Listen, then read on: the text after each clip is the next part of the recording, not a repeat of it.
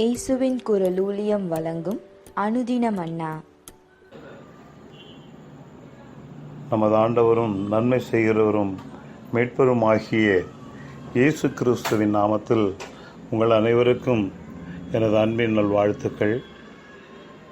எப்ராஹிமை குறித்து தொடர்ந்து நாம் தியானித்து கொண்டிருக்கிறோம். மூன்றாவதாக எப்ராஹிமை குறித்து வேதம் என்ன சொல்லுகிறது என்பதை நாம் சற்று சிந்தித்து நாம் பார்க்க வேண்டும்.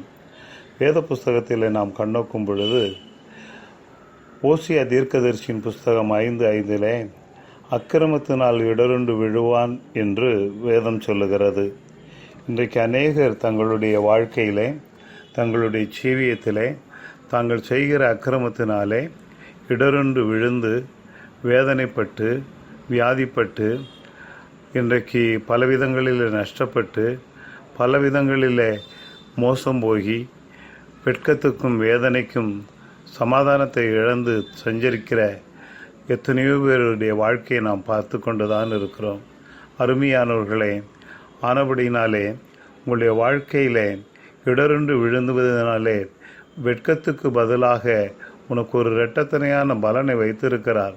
ஆனால் இந்த காரியத்தை குறித்து நான் வேதத்தில் நான் பார்க்கிற பொழுது இந்த எப்ராஹிம் என்ன சொல்லுகிறான் என்று சொன்னால், ஓசியா தீர்க்கதரிசியின் புஸ்தகம் 12:8 என்னிடத்தில் அக்கிரமம் இல்லை என்கிறார். இன்றைக்கு அநேகர் என்ன சொல்லுகிறார்கள்? என்னிடத்தில் அக்கிரமம் இல்லை, என்னிடத்தில் ஒரு பாவமும் இல்லை, நான் ஒரு பாவமும் செய்யவில்லை, எனக்கு ஏன் இந்த தண்டனை, எனக்கு ஏன் இந்த வேதனை என்று சொல்லி புலம்பி அழுகிறதை நாம் பார்க்கிறோம். எனக்கு அருமையான சகோதரனே, சகோதரியே, ஒரு புலம்பலை ஆனந்த களிப்பாக மாற்ற பண்ண வேண்டும் என்று சொன்னால் நீ தேவ சமூகத்திலே நீ புலம்பி அழுது உன் பாவங்களை அறிக்கை செய்வாயானால் நிச்சயமாகவே புலம்பலை ஆனந்த களிப்பாய் மாற பண்ண அவர் வல்லவரும் நல்லவருமாய் இருக்கிறார். இதை நாம் மறந்துவிடவே வேண்டாம். ஆகையினாலே தான் வேதத்திலே நாம் பார்க்கிற பொழுது சங்கீதம் 40:12 அக்கிரமம் மனுஷனை தொடர்ந்து பிடிக்கும் என்று வேதம் தெளிவாய் சொல்லுகிறது. ஆம், நம்முடைய வாழ்க்கையிலே நாம் பார்க்கும் பொழுது நாம் செய்கிற அக்கிரமம் நம்மை தொடராது என்று நாம் நினைத்து கொண்டிருக்கிறோம். அது நிச்சயமாய் தொடர்ந்து வந்து கொண்டுதான் இருக்கிறது. எப்படி நிழல் தொடர்ந்து வந்து கொண்டிருக்கிறதோ அதே போல நாம் செய்கின்ற அக்கிரமம் ஒவ்வொன்றும், தவறு ஒவ்வொன்றும், குற்றங்கள் ஒவ்வொன்றும், மறைவான பாவங்கள் ஒவ்வொன்றும் நம்முடைய வாழ்க்கையில் நம்மை தொடர்ந்து கொண்டிருக்கிறது என்பதை நாம் மறந்துவிடவே கூடாது. ஆகையினாலே தான் வேதத்தில் நாம் பார்க்கும் பொழுது ஏசாயா தீர்க்கதரிசியின் புஸ்தகம் 59வது அதிகாரம் 2வது வசனத்தை நாம் பார்க்கும் பொழுது அக்கிரமம் தேவனுக்கும் மனுஷனுக்கும் நடுவே பிரிவினை உண்டாக்குகிறது என்று நாம் பார்க்கிறோம். ஆம், அக்கிரமத்தினாலே மனுஷனுக்கும் தேவனுக்கும் நடுவே பிரிவினை உண்டாகி விடுகிறது. அப்போ தேவனோடு உள்ள உறவு அருமையானவர்களை அருந்து விடுகிறது. தேவனோடு உள்ள உறவு அருந்து போகும் பொழுது நம்முடைய வாழ்க்கையில் நம்மால் ஒன்றும் செய்ய முடியாது. ஆம் பிரியமானவர்களே, ஆம் அருமையான தேவனுடைய பிள்ளைகளே, ஆகையினாலே தான் நம்முடைய வாழ்க்கையில் நாம் பார்க்கும் பொழுது வேதத்தில் மிக அருமையாக நாம் பார்க்கிறோம். மத்தேயு எழுதின சுவிசேஷம் 7வது அதிகாரம் 23 அக்கிரம செய்கைக்காரரே என்னை விட்டு அகன்று போங்கள் என்று இயேசு தெளிவாய் சொல்லுகிறார். ஆம், நம்முடைய வாழ்க்கையிலே நம்முடைய அக்கிரமத்தினாலே தேவன் சொல்லுகிறார், என்னை விட்டு அகன்று போங்கள். ஏன் என்னோடு கூட இருக்கிறீர்கள்? ஏன் என்னை சுற்றி கொண்டிருக்கிறீர்கள்? ஏன் என் பெயரை சொல்லி ஏமாற்றி கொண்டிருக்கிறீர்கள்? ஏன் என் பெயரை சொல்லி வஞ்சித்து கொண்டிருக்கிறீர்கள்? ஏன் என் பெயரை சொல்லி உங்களை நீங்களே ஏமாற்றி கொண்டிருக்கிறீர்கள் என்று சொல்லி தெளிவாய் சொல்லுகிறார். ஆகையினாலே தான் அருமையானுகளே, அக்கிரமம் யோபுவின் புஸ்தகம் 34:10 நான் பார்க்கும் பொழுது அக்கிரமம் தேவனுக்கு தூரமாய் இருக்கிறது என்று தெளிவாய் சொல்லுகிறது. அக்கிரமம் மனுஷனுக்கும் தேவனுக்கும் தூரத்தை உண்டாக்கி விடுகிறது. ஆம், எவ்வளவுக்கு எவ்வளவு நாம் தூரத்துக்கு நாம் போகிறோமோ அவ்வளவுக்கு அவ்வளவு நாம் பாதுகாப்பை இழந்து விடுகிறோம். நம்முடைய வாழ்க்கையில பாதுகாப்பை இழந்து விடுகிறோம், ஆசீர்வாதத்தை இழந்து விடுகிறோம், நிம்மதியை இழந்து விடுகிறோம், தூய்மையை மறந்து விடுகிறோம், மனம் போல நடக்க ஆரம்பித்து விடுகிறோம். ஆசீர்வாதத்தை இழந்து விடுகிறோம், ஐஸ்வர்யத்தை இழந்து விடுகிறோம். கண்ணீரும் கவலையும் வேதனையும் நம்முடைய வாழ்க்கையில சூழ்ந்து கொள்கிறது. நம்முடைய குடும்பத்துக்குள்ளே, சொந்த குடும்பத்துக்குள்ளேயே நிம்மதி இல்லாமல் வேதனைப்பட்டு நாம் ஒடுங்கி கொண்டிருக்கிறோம். சொந்த குடும்பத்துக்குள்ளேயே ஒருவரை ஒருவர் பார்த்து பேசாமல் முறைத்து கொண்டு போகிறவர்கள் எத்தனையோ பேர் உண்டு. இப்படியெல்லாம் நாம் பார்க்கிறோம். ஆகையினாலே தான் வேத புஸ்தகத்தை கண்ணோக்குகிற பொழுது நீதிமொழிகள் 10:29 கர்த்தரின் வழி அக்கிரமக்காரருக்கு கலக்கம் என்று சொல்லுகிறது. ஆம், கர்த்தருடைய வழி நேர்மையான வழி. அந்த நேர்மையான வழியில் நடக்க முடியாதபடியினாலே அக்கிரமக்காரருக்கெல்லாம் கலக்கம் உண்டாகிறது. அதனாலேயே அநேகர் கிறிஸ்துவின் வழியை பின்பற்ற முடியாதபடிக்கு இன்றைக்கு தூரமாய் போய் கொண்டிருக்கிறார்கள். எனக்கன்பானவர்களே, நீ எவ்வளவுக்கு எவ்வளவு நீ தூரமாய் போகிறாயோ, கிறிஸ்துவின் வழியை விட்டு தூரமாய் போகிறாயோ, நானே வழி, நானே சத்தியம், நானே ஜீவன் என்கிறவரை விட்டு நீ தூரமாய் போகிறாரையோ, அவ்வளவுக்கு அவ்வளவு உன் வாழ்க்கையில் துன்பத்தையும் வேதனையும் அனுபவிக்க வேண்டி வருகிறது என்பதை நீ மறந்து விடக்கூடாது. ஜெபிக்காமல் தூரமாய் போகலாம், வேதத்தை வாசிக்காமல் நீ தூரமாய் போகலாம், ஒருவேளை நீ வாசித்த வசனத்துக்கு கீழ்ப்படியாமல் போய் நீ தூரமாய் போகலாம். எத்தனையோ விதங்களிலே நீ கேட்கிற பிரசங்கத்திலே உனக்கு எச்சரிக்கப்பட்டும் நீ அதை கேட்காமல் நீ தூரமாய் போகலாம்.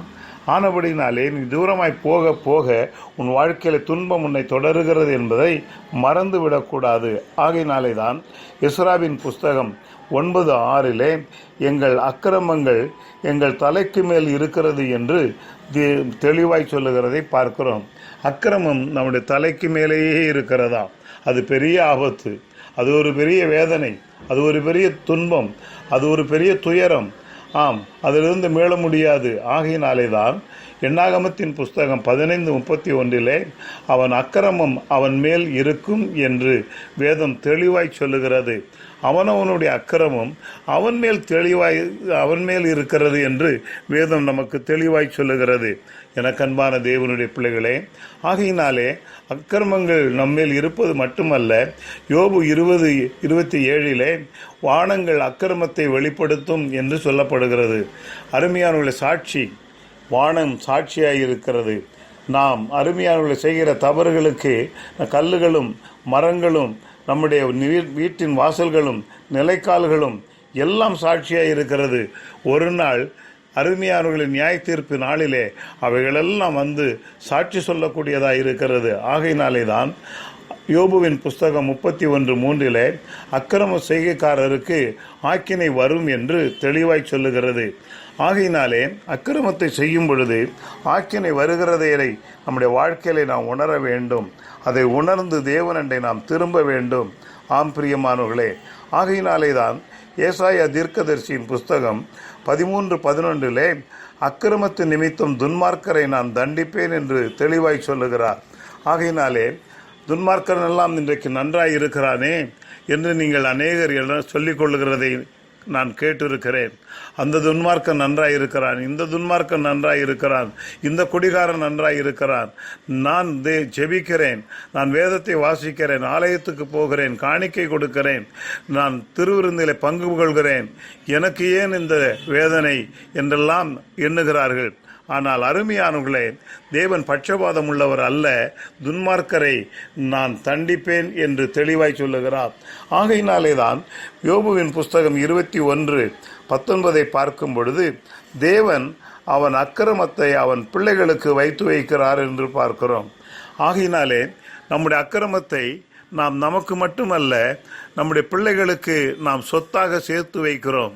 நாம் செய்கிற அக்கிரமங்கள் எல்லாம், நாம் செய்கிற பாவங்கள் எல்லாம் நம்முடைய பிள்ளைகளுக்கு சொத்தாக சேர்க்கப்படுகிறது. எப்படி நாம் சம்பாதித்து அக்கிரமமாய் சம்பாதித்து, அநியாயமாய் சம்பாதித்து, பாவத்தின் நிமித்தம் சம்பாதித்து, ஏமாற்றி சம்பாதித்து, மோசம் போக்கி சம்பாதித்து, எப்படி சொத்துக்களையும் பணங்களையும் இன்றைக்கு வங்கிகளிலே சேர்த்து வைக்கிறோமோ அது எல்லாம் நம்முடைய பிள்ளைகளுக்கு தண்டனையாய் முடிகிறது என்று வேதம் சொல்லுகிறது. ஆகையினாலே தான் அருமையானவர்களே, வேத புஸ்தகத்தை நாம் கண்ணோக்குகிற பொழுது வேதம் மிக அருமையாய் சொல்லுகிறது. எரேமியா தீர்க்கதரிசியின் புஸ்தகம் 33:8 நாம் பார்க்கும் பொழுது அவர்கள் எல்லா அக்கிரமங்களையும் நான் மன்னிப்பேன் என்று கர்த்தர் தெளிவாய் சொல்லுகிறார். தேவன் மன்னிக்கிறவர். ஆம், மனிதன் மன்னிக்க மாட்டான், தேவன் மன்னிக்கிறவர். மனிதன் மறந்து விட மாட்டான், தேவன் மறந்து விடுவார். ஆகையினாலே நம்முடைய பாவங்களை முதுகுக்கு பின்னாக அவர் சமுத்திரத்தின் ஆழத்திலே போட்டுவிட்டார் என்று வேதம் சொல்லுகிறது. ஆகையினாலே தான் வேதத்தை நாம் பார்க்கும் பொழுது சங்கீதம் 32:5 நாம் பார்க்கிற பொழுது, அக்கிரமங்களை மறைக்காமல் நான் தேவனுக்கு அறிவித்தேன் என்று தாவீது சொல்லுகிறான். தாவீது அக்கிரமங்களை மறைக்காமல் தேவனுக்கு அறிவித்ததினாலே, அறிக்கை செய்ததினாலே அவனுடைய சந்ததியிலே இயேசு என்கிற தேவன் உருவாகினார். அது மாத்திரமல்ல, அருமையானவர்களே, பேதுரு இயேசுவோடு இருந்தவன் தான், இயேசுவோடு நடந்தவன் தான். ஆனால் இயேசுவை மறுதலித்தவன் தான். ஆனால் மனங்கசந்து அழுத அவனுடைய பாவத்தை மன்னித்து அவனை தேவன் வல்லமையாய் பிரயோஜனப்படுத்தி அவனை கொண்டு, இந்த கல்லின் மேல் பேதுருவே நீ இந்த கல்லாய் இருக்கிறாய், இந்த கல்லின் மேல் என் சபையை கட்டுவேன் என்று சொல்லி அவனை கொண்டு சபையை கட்டினார். அருமையானவர்களே, உன்னை கொண்டும் தேவன் அரிய பெரிய சாதனைகளை செய்ய தேவன் காத்திருக்கிறார். ஆகையினாலே தான் அருமையானவர்களே, சங்கீதம் 103:3 நாம் பார்க்கிற பொழுது, அக்கிரமங்களை மன்னித்து உன் நோய்களையெல்லாம் நான் குணமாக்குவேன் என்று மிக அருமையாய் சொல்லுகிறார். ஆகையினாலே தான் இந்த அருமையான நல்ல நாளிலே அக்கிரமங்களை மன்னித்து நோய்களை குணமாக்குகிற தேவன். ஆம், எப்ராஹிம் தன்னுடைய வாழ்க்கையிலே, தன்னுடைய ஜீவியத்திலே அவன் மிகவும் பார்க்கும் பொழுது அக்கிரமத்தினால் இடருண்டு போய், என்னிடத்தில் அக்கிரமம் இல்லை என்று சொல்லி அவன் மறைத்தாலும், யாருக்கு மறைத்தாலும் தேவனிடத்திலே மறைக்க முடியாது. ஆம், அவருடைய கண்கள் நம்மை கண்ணோக்கி கொண்டிருக்கிறது. நாம் செய்கிற ஒவ்வொரு காரியங்களையும் செயல்களையும் தேவன் கண்ணோக்கி கொண்டிருக்கிறார். நாம் ஒரு காலம் தப்பவே முடியாது. ஆகையினாலே தேவனுடைய தண்டனைக்கு நாம் தப்ப வேண்டும் என்று சொன்னால், அருமையான தேவனுடைய பிள்ளைகளே, அக்கிரமங்களை மன்னித்து நோய்களை குணமாக்க வேண்டும் என்று சொன்னால் நம்முடைய பாவங்களை நாம் அறிக்கையிட வேண்டும், அறிக்கை செய்து விட்டுவிட வேண்டும். அப்பொழுது அவர் மன்னிப்பார். அவர் நமக்கு சமாதானத்தை தருவார், சந்தோஷத்தை தருவார், ஆசீர்வாதத்தை தருவார். நாம் இழந்து போன யாவையும் நூறத்தனையாய் கொடுத்து நம்மை ஆசீர்வதிக்கிற தேவனாய் இருக்கிறார். நாம் ஜெபிப்போமா? எங்கள் பரலோக பிதாவே, இந்த அருமையான வேளையிலே எப்ராஹிம் தன்னுடைய தவறுகளை, தன்னுடைய அக்கிரமத்தை மறைத்தான். நான் ஒரு தவறும் செய்யவில்லை என்று சொல்லி அவன் சொன்னான். ஆனாலும் கூட தகப்பனே, அவனிடத்தில் உள்ள தவறுகளை எல்லாம் இன்றைக்கு வேதத்திலிருந்து நாங்கள் பார்த்து கொண்டுதான் இருக்கிறோம். அதே போல நாங்கள் பார்க்கிற இந்த ஒவ்வொரு வார்த்தையும், நாங்கள் கேட்கிற இந்த ஒவ்வொரு வார்த்தையும் எங்களுடைய வாழ்க்கைக்கு தண்டனையாய் அமைந்து விடாதபடிக்கு, நாங்கள் தண்டனைக்கு உட்பட்டு தேவனை விட்டு தூரமாய் போய்விடாதபடிக்கு, ஆசீர்வாதத்தை இழந்து விடாதபடிக்கு, நிம்மதியை இழந்து விடாதபடிக்கு, எங்களுடைய வாழ்க்கையிலே ஆண்டவரே வியாதியிலும் வேதனையிலும் கடனிலும் கண்ணீரிலும் துன்பத்திலும் துயரத்திலும் நாங்கள் வேதனைப்பட்டு ஒடுங்காதபடி, எங்கள் சொந்த பிள்ளைகளால் சமாதானத்தை இழந்து நாங்கள் வேதனைப்படாதபடிக்கு இன்று முதல் ஆண்டவரே நீர் எங்களை ஆசீர்வதியும். இன்று முதல் நீர் எங்களை ஆசீர்வதியும். இயேசு கிறிஸ்துவின் நாமத்தில் ஜெபிக்கிறேன், ஆசீர்வதிக்கிறேன். ஜீவனுள்ள பரிசுத்த பிதாவே, ஆமேன், ஆமேன், ஆமேன். இயேசுவின் குரல் ஊழியத்தின் அனுதின மன்னாவை தினமும் கேட்டு பயனடைய சப்ஸ்கிரைப் பண்ணவும். நோட்டிஃபிகேஷன் பெற பெல் ஐக்கானை பிரஸ் பண்ணவும்.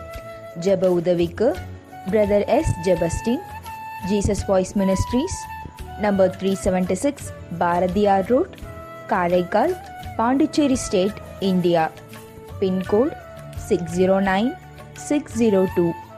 Mobile number 9443875298. God bless you.